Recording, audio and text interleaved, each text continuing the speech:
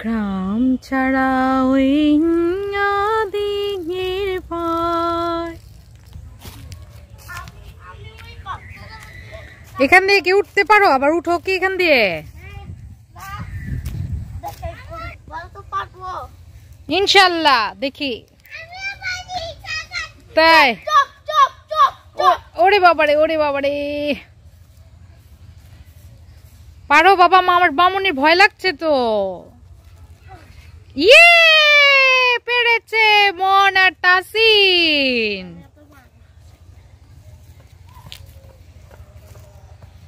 এখন কি আবার নামবে?